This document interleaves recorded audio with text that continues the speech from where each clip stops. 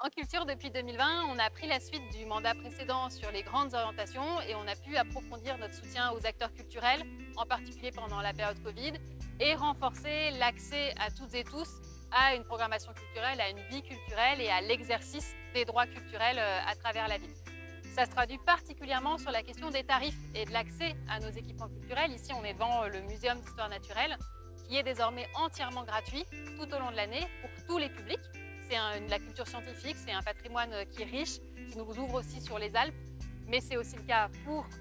nos collections d'œuvres au musée de Grenoble, qui est lui aussi entièrement gratuit, ou pour le patrimoine. On a la chance à Grenoble d'avoir un patrimoine littéraire très riche, puisque c'est la ville de Stendhal, et on a ce musée Stendhal, cet appartement dans lequel il a vécu, qui nous ouvre aussi les portes gratuitement désormais sur ses manuscrits, sur son histoire et sur un témoignage de l'histoire de Grenoble.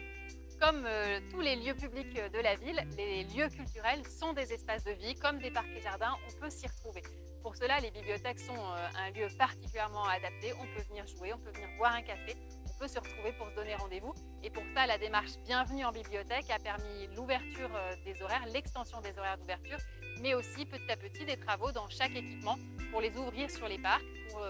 refaire l'intérieur et en faire des lieux de vie à proprement parler. La vie culturelle d'un territoire, c'est l'action municipale des services publics, mais c'est aussi bien sûr les acteurs culturels dans leur ensemble. Depuis 2020, on a vu la transformation de la scène de musique actuelle de la Belle Électrique en société coopérative d'intérêt collectif dans laquelle chacun peut désormais participer à la gouvernance. C'est aussi la réouverture du centre d'art Le Magasin d'envergure nationale, mais aussi l'adhésion de la ville au GIP Café Culture qui permet de reconnaître la place aussi de ces cafés, bars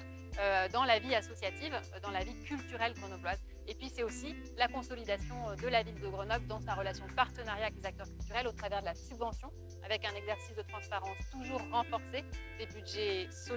sanctuarisés, voire augmentés, là où on le voit, d'autres partenaires publics se désengagent, en particulier la région.